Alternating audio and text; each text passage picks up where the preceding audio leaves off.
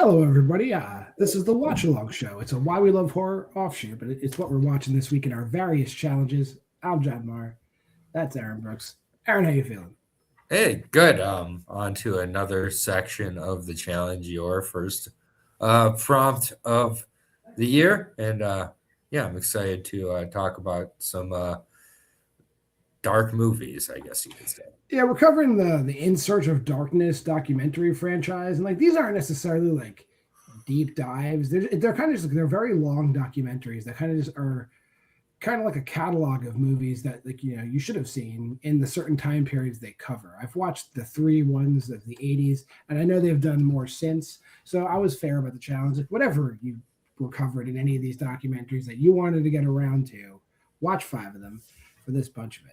So we'll start with me because my movie came out a little earlier than yours. So my first movie, and I had heard things about it. I did not realize it was as unhinged as it was, but I mean, the title should have given it away. I watched Microwave Massacre, which came out in 1979, and you might have seen this poster for it. Yes. I don't want to say it's a misnomer. There's definitely a gigantic microwave. It's such a weird movie. It's like a bunch it's like one of those movies like from the 70s and like 80s where kind of like a bunch of like man children had money burning a hole in their pocket, so they made a horror exploitation comedy movie.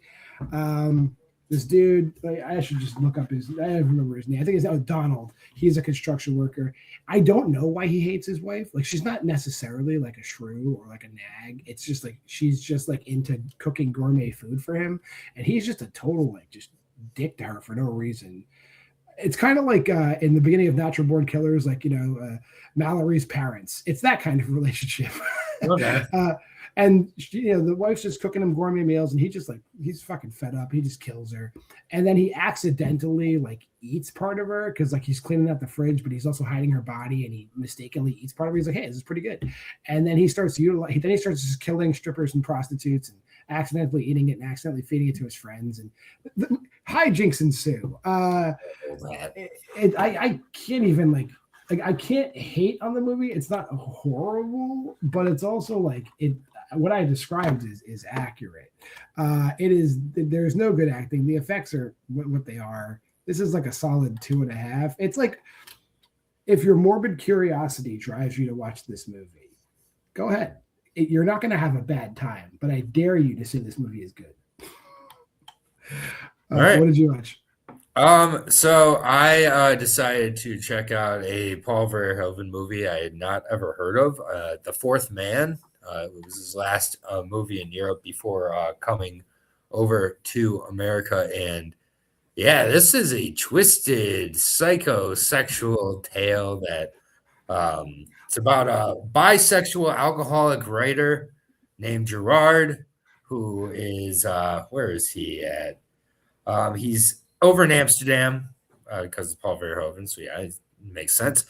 He's going to give like a lecture at a literature club, and then he's on the train and he sees a handsome man that he falls in love with, and then he ends up getting interested in an androgynous woman who he has a one-night stand with, who ends up being her boyfriend is this man from the train, and like they're all like they spend days in a house together. Like there's all sorts of like fever dreams of death.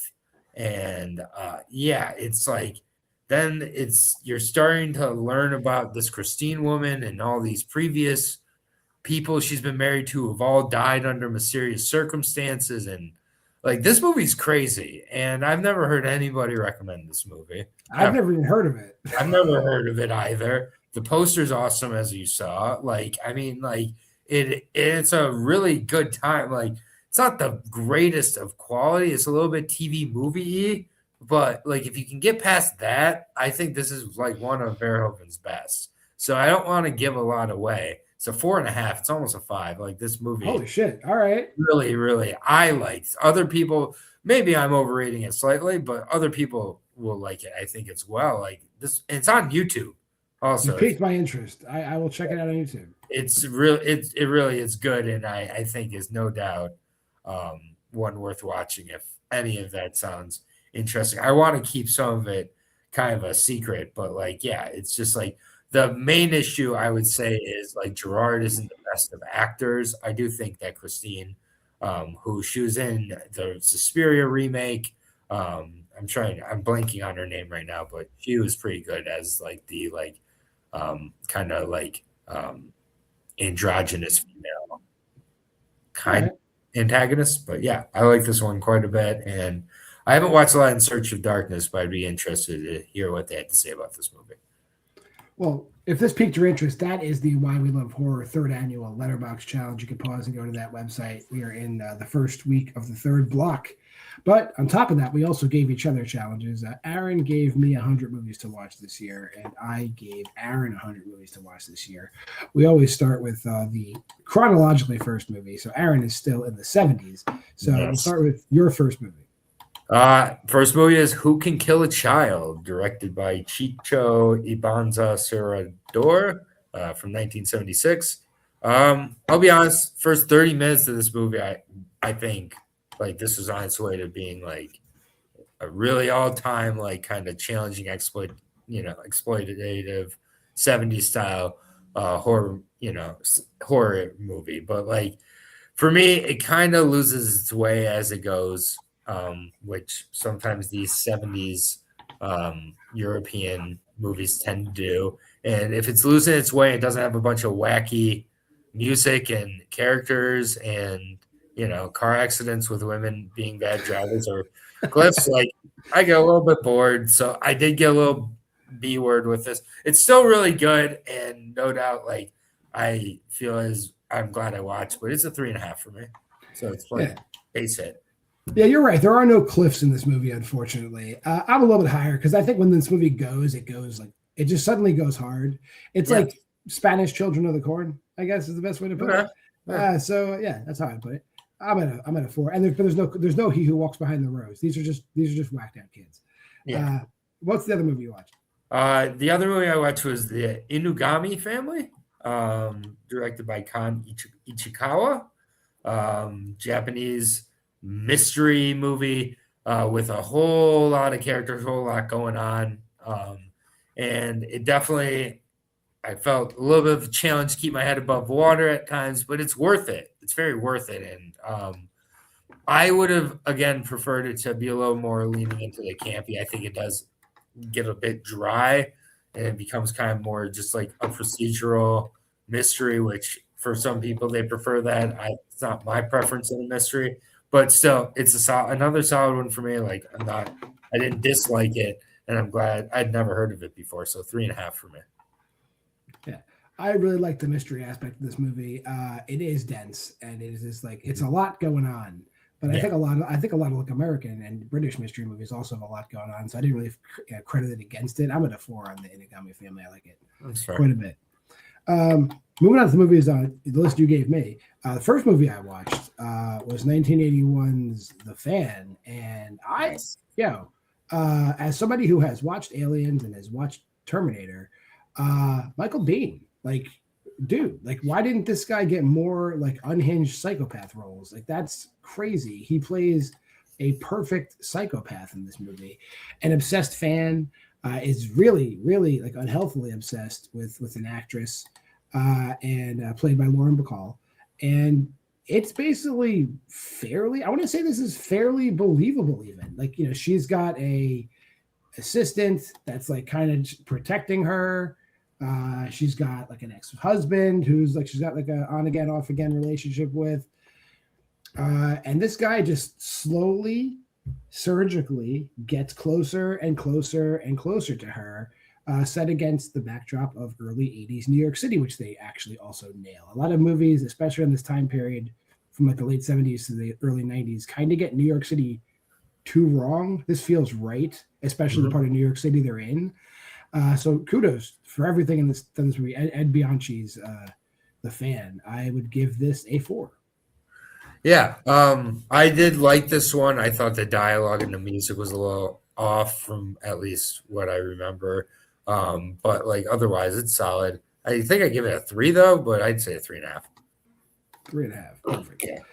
Next movie I saw, and one of the trio, one of the great three that we see in giallo movies. I watched Lucio Fulci's The House by the Cemetery, and Aaron and I already talked about this. I think the plot of this and like the setup and everything about this movie is great. I like it. The plot isn't even that thick. It's actually a relatively thin plot. It's like, hey, this dude, they inherit this house, and this professor takes over the research that was being done by the family in the house before. Oh, wouldn't you know it? There's like a Dr. Frankenstein character who is the monster and Frankenstein.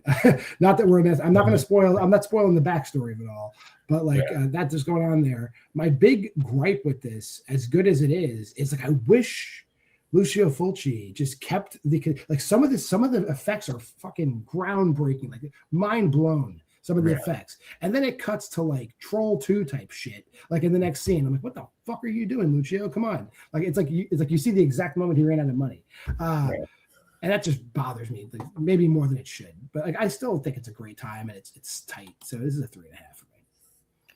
Yeah, no, I like this one. This was like one of the Fulci that got me on board with them. 4 for me. Like I just accept the warts a little more. Fair enough.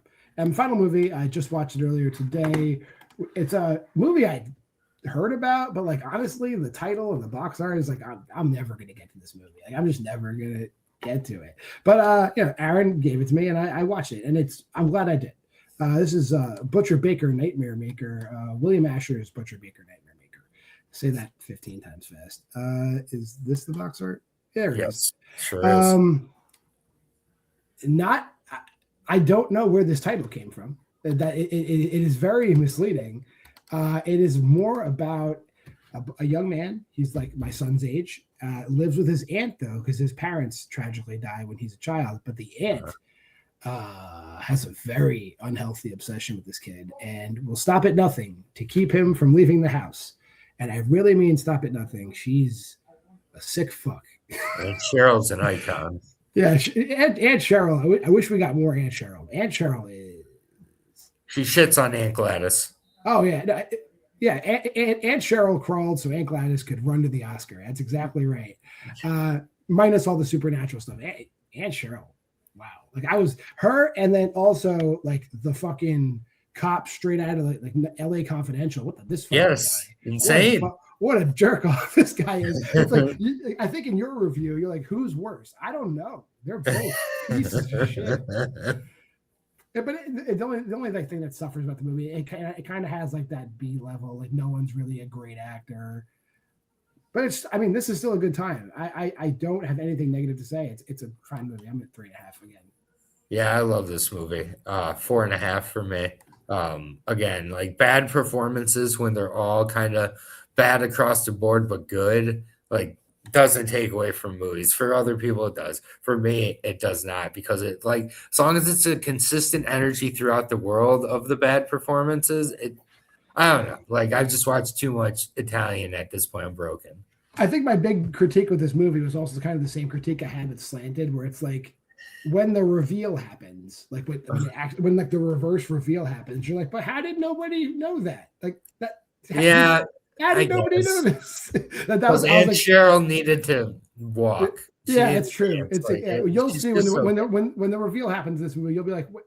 No one's this stupid.